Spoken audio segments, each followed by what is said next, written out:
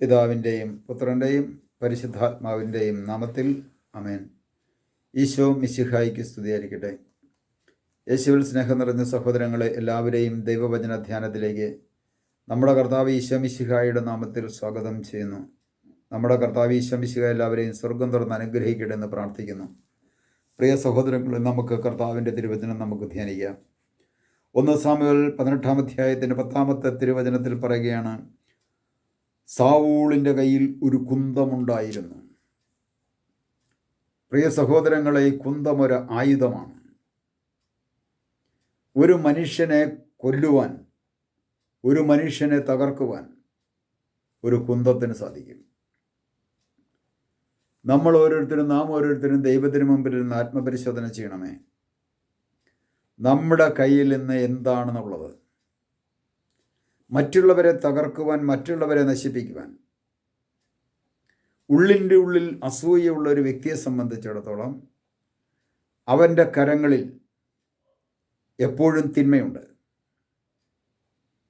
അവൻ്റെ ഹൃദയത്തിൽ എപ്പോഴും തിന്മയുണ്ട്. കാരണം അവനിൽ ദുരാത്മാവ് പ്രവേശിച്ചു കഴിഞ്ഞതാണ്.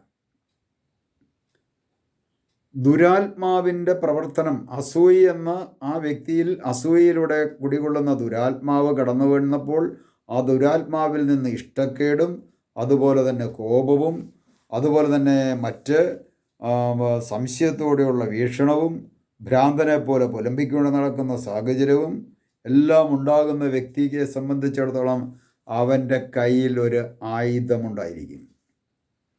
അവൻ്റെ ഹൃദയത്തിൽ ആയുധമുണ്ടായിരിക്കും.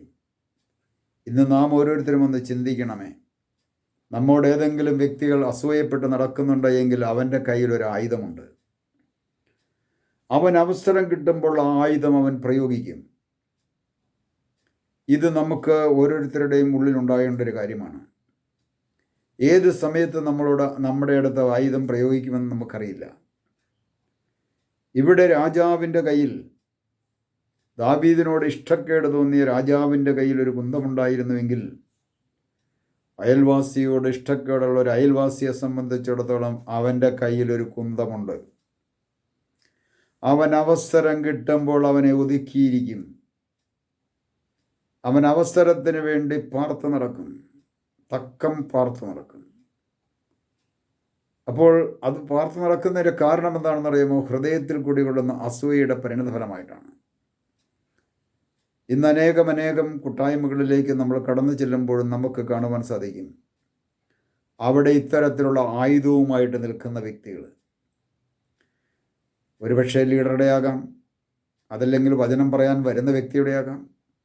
അവരെക്കുറിച്ച് ഉള്ളതുമില്ലാത്തതുമായിട്ടുള്ള കുറ്റങ്ങളും കുറവുകളും പറഞ്ഞ് ആസ്വദിച്ച് അവരെ തേജോപതം ചെയ്ത് അവരുടെ സൽപ്പേര് വരെ നശിപ്പിക്കുവാൻ വേണ്ടി ആഗ്രഹിച്ചുകൊണ്ട് ഹൃദയത്തിലും മനസ്സിലും ശരീരത്തും കുന്തമെന്ന അല്ലെങ്കിൽ തിന്മയുടെ ആയുധവുമായിട്ട് നിൽക്കുന്ന വ്യക്തികളെ നമുക്ക് കാണുവാൻ സാധിക്കും.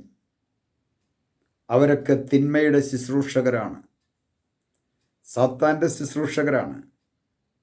അവർ പരിശുദ്ധാത്മാവിൻ്റെ ശുശ്രൂഷകരല്ല. പരിശുദ്ധാത്മാവിൻ്റെ ശുശ്രൂഷകരെ എങ്ങനെ തിരിച്ചറിയാൻ പറ്റും? പരിശുദ്ധാത്മാവിൻ്റെ ശുശ്രൂഷകളെ തിരിച്ചറിയുന്നത് യേശു ക്രിസ്തു കൊടുത്ത സ്നേഹത്തിൽ അധിഷ്ഠിതമായിട്ടുള്ള ശുശ്രൂഷയായിരിക്കും. സ്നേഹത്തിൽ അധിഷ്ഠിതമല്ലാത്ത വെറുപ്പിൻ്റെയോ വിദ്വേഷത്തിൻ്റെയോ, അല്ലെങ്കിൽ എനിക്ക് എല്ലാം നടത്തണമെന്നുള്ള മനോഭാവത്തോടു കൂടിയോ ഉള്ള ശുശ്രൂഷകൾ ഒരു വ്യക്തി ചെയ്യുന്നുവെങ്കിൽ, ഞാൻ പറയുന്നതൊക്കെ നിങ്ങൾ കേട്ടാൽ മതി എന്നുള്ള മനോഭാവത്തോടു കൂടി ചെയ്യുന്നുവെങ്കിൽ, ആ വ്യക്തിയിലൂടെ ശുശ്രൂഷ ചെയ്ത ദൈവത്തിൻ്റെ പരിശുദ്ധാത്മാവല്ല, പിന്നെയോ അത് ദുരാത്മാവിൻ്റെ ശുശ്രൂഷയാണ്. ഇന്ന് നമ്മുടെ സമൂഹത്തിലേക്ക് നോക്കിക്കഴിഞ്ഞാൽ ഇത്തരത്തിലുള്ള ദുരാത്മാവിൻ്റെ ശുശ്രൂഷ ചെയ്യുന്ന ആൾക്കാരായിരിക്കാം ഒരുപക്ഷെ കൂടുതൽ. പറയുമ്പോൾ ഉള്ളതങ്ങ് പറഞ്ഞു പോയെന്ന് മാത്രമേ ഉള്ളൂ.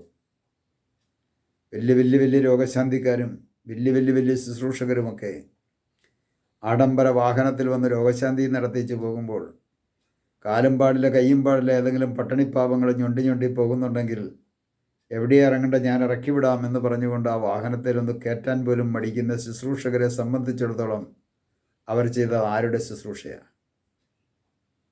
കാരണം അവരുടെ വാഹനത്തിൽ ഈ പാവപ്പെട്ടവനെ കയറ്റിക്കഴിഞ്ഞാൽ ചെളി പറ്റും. കോടികളുടെ വിലയുള്ളതായിരിക്കാം, അല്ലെങ്കിൽ ലക്ഷങ്ങളുടെ വിലയുള്ളതായിരിക്കാം. ഇതിൽ നിന്നാണ് നമ്മൾ തിരിച്ചറിയുന്നത്. ഫലങ്ങളിൽ നിന്ന് വൃക്ഷത്തെ തിരിച്ചറിയണം. വൃക്ഷത്തെ തിരിച്ചറിയുന്ന ഫലങ്ങളിൽ നിന്നാണ്. തിരുസഭയുടെ 1-ാം നൂറ്റാണ്ട് മുതലുള്ള ചരിത്രത്തിലേക്ക് നമ്മൾ പ്രവേശിച്ചു കഴിഞ്ഞാൽ നമുക്ക് കാണുവാൻ സാധിക്കും, കർത്താവിൻ്റെ ഫലം പുറപ്പെടുവിച്ചുകൊണ്ട് സ്നേഹത്തിൽ അധിഷ്ഠിതമായി ശുശ്രൂഷ ചെയ്ത് രക്തസാക്ഷിത്വം വഹിച്ച രക്തസാക്ഷികളുടെയും വിശുദ്ധരുടെയും വലിയൊരു കൂട്ടായ്മയാണ് പരിശുദ്ധ സഭ.